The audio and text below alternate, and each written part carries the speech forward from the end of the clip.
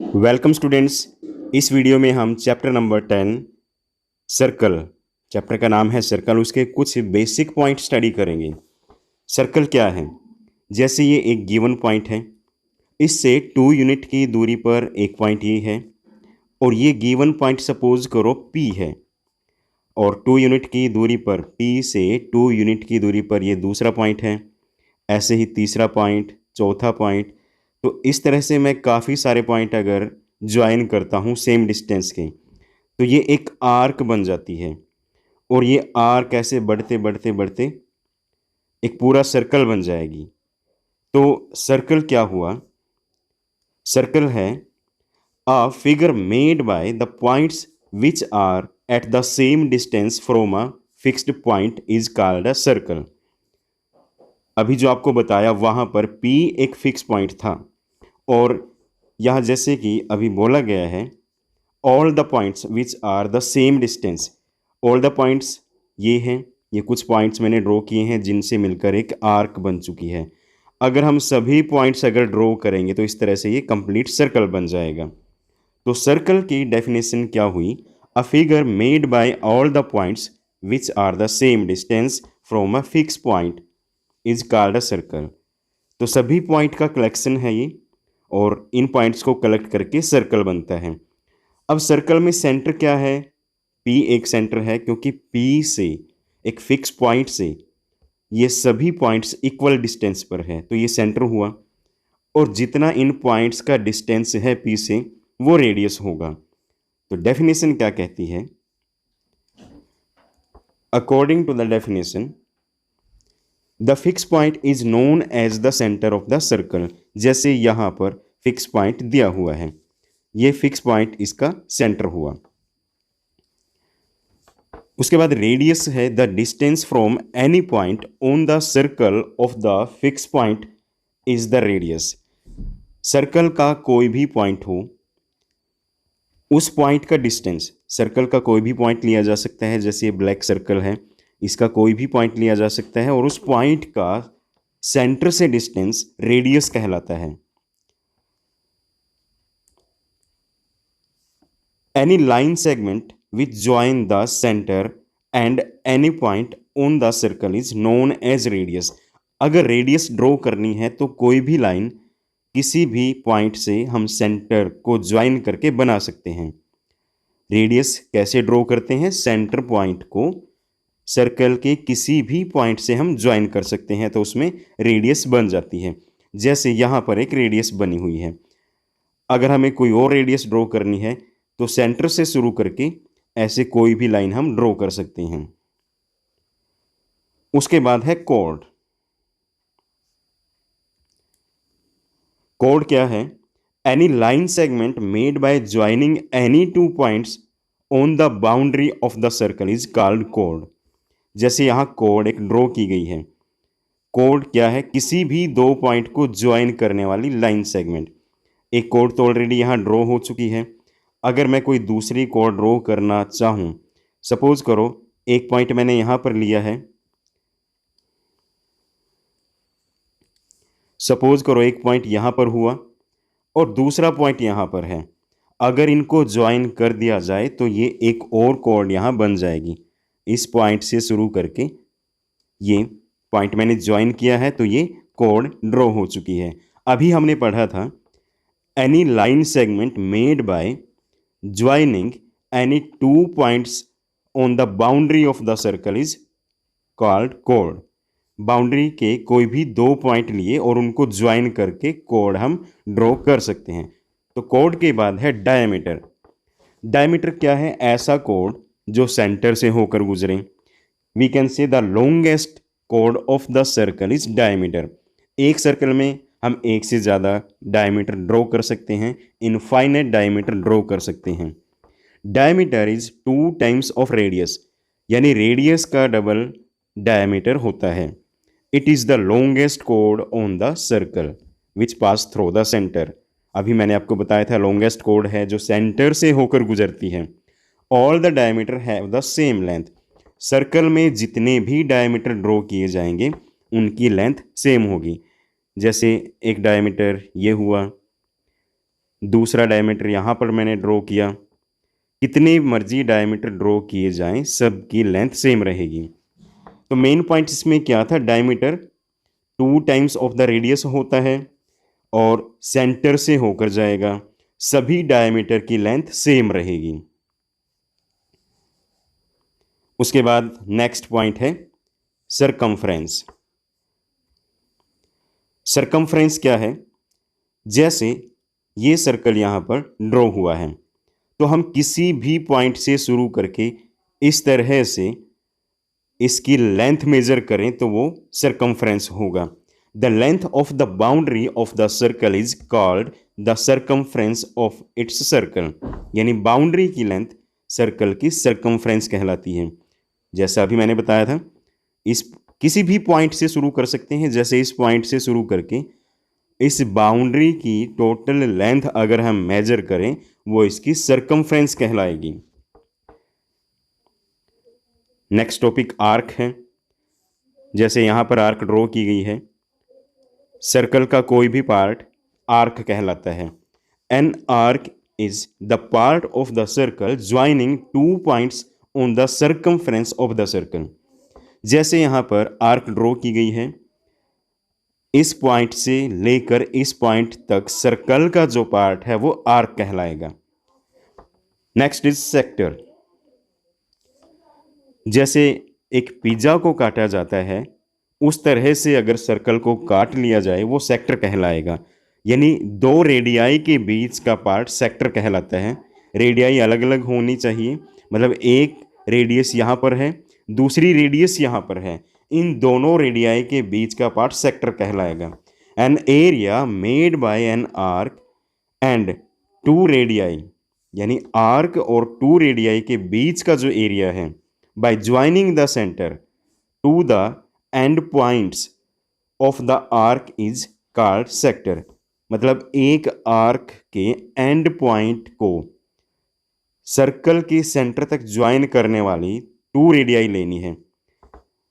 जैसे आर्क है यहाँ पर, ये ग्रीन कलर में आर्क है, इसका एक एंड पॉइंट यहाँ पर है, दूसरा एंड पॉइंट यहाँ पर है। इन एंड पॉइंट्स को ज्वाइन करने वाली एक रेडियस यहाँ पर है और दूसरी रेडियस यहाँ पर है।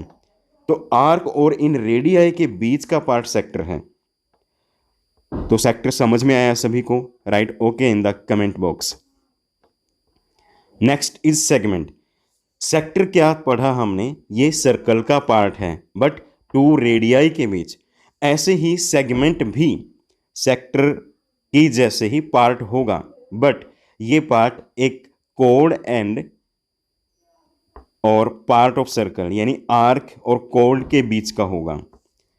N area made bye a code and an arc of the circle is called segment.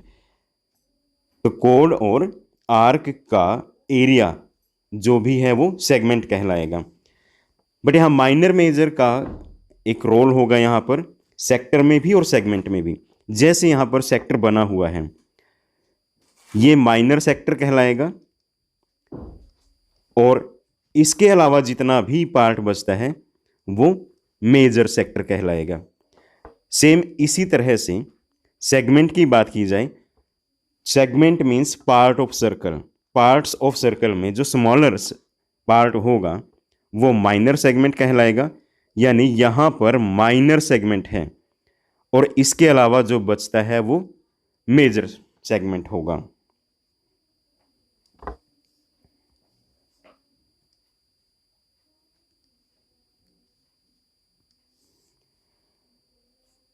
जैसे यहाँ पर एक सर्कल ड्रॉ हुआ है, इस सर्कल में अगर हम रेडियाई लें,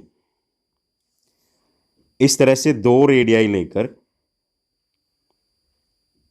इसके पार्ट बनाए गए हैं, तो यहां भी एक सेक्टर बन चुका है।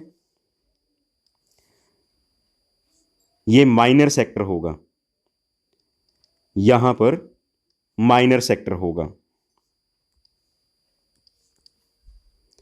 It is minor sector. और इसके अलावा जो बचता है वो मेजर सेक्टर होगा।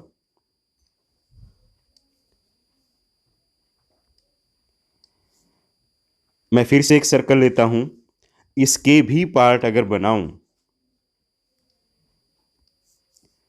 अब की बार जो पार्ट हैं वो एक कॉर्ड का यूज करके बनाए गए हैं। तो इसमें जो दो पार्ट बने हैं वो सेगमेंट कहलाएंगे।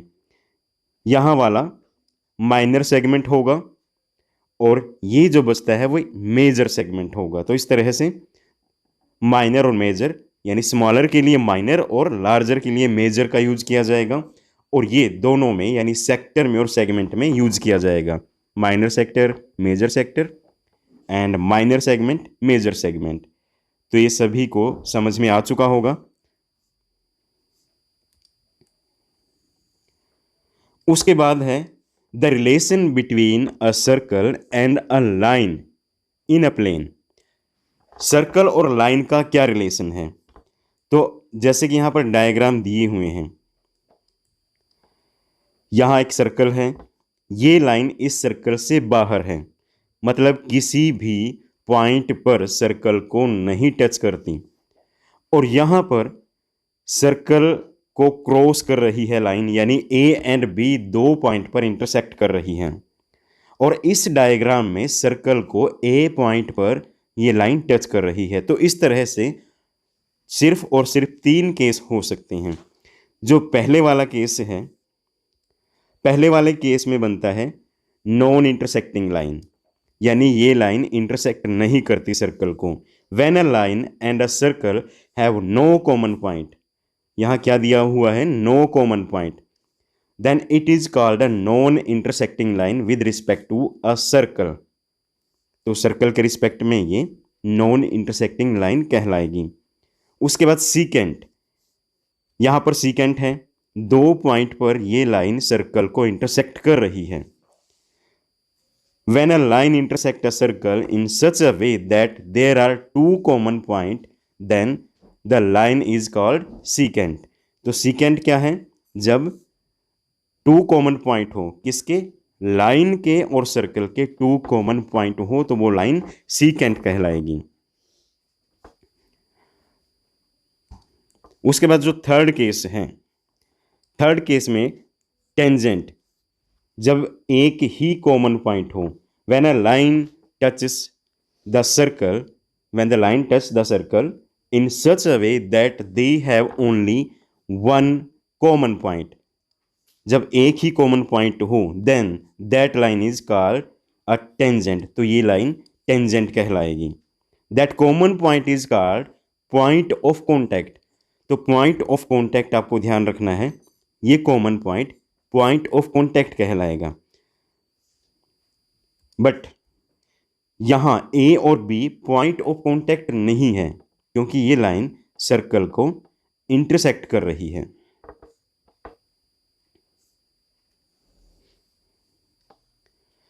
टेंजेंट ऑफ सर्कल, अभी आपने पढ़ा टेंजेंट किस केस में बना है, तो उसके बारे में कुछ और पॉइंट्स हैं। Tangent to a circle, all the tangents of a circle are perpendicular to the radius through the point of contact of the tangent। जैसे यहां पर एक टेंजेंट दिया हुआ है, एक्स वाई एक टेंजेंट है, सपोज ये जो पॉइंट है यहां पर वाई है, तो एक्स वाई एक टेंजेंट है यहां पर, और point P point of contact है। तो पॉइंट ऑफ कॉन्टैक्ट पर 90 डिग्री एंगल बनता है, पॉइंट ऑफ कॉन्टैक्ट पर यहां पर 90 डिग्री एंगल बनेगा। OP is the radius of the circle and Q is any point on the XY। OP यहां पर रेडियस है, Q कोई भी पॉइंट है XY पर। As OP is the shortest line of the distance of the point O। तो OP इस XY के डिस्टेंस की शॉर्टेस्ट लाइन होगी। As OP is the shortest line of all the distance of the point O। All the distance means ये distance यहाँ भी हो सकते हैं, जैसे OQ एक डिस्टेंस है तो यहाँ पर भी एक डिस्टेंस हो सकता है, यहाँ भी डिस्टेंस हो सकता है, तो काफ़ी सारे यहाँ डिस्टेंस हो सकते हैं। मतलब O से XY के किसी भी पॉइंट से अलग अलग डिस्टेंस आएंगे। तो OP इनमें शॉर्टेस्ट डिस्टेंस होगा। तो XY का डिस्टेंस यहां दिया हुआ है, OP इज परपेंडिकुलर, तो इस रीजन से OP परपेंडिकुलर होगा। मतलब शॉर्टेस्ट डिस्टेंस जो है वो हमेशा परपेंडिकुलर से ही मेजर किया जाता है। तो अभी इस पॉइंट में हमने मेन क्या पढ़ा, जो टेंजेंट है वो रेडियस के साथ 90 डिग्री एंगल बनाता है पॉइंट ऑफ कॉन्टैक्ट पे। इसके रिलेशन में काफ़ी क्वेश्चन पूछे जाएंगे इससे रिलेटेड। उसके बाद है number of tangent, number of tangent from a point on a circle. Number of tangent कितने हो सकते हैं, मतलब एक पॉइंट से कितने टेंजेंट हो सकते हैं, ये यहां पर स्टडी करना है। There could be only one tangent at one point of circle. एक सर्कल है,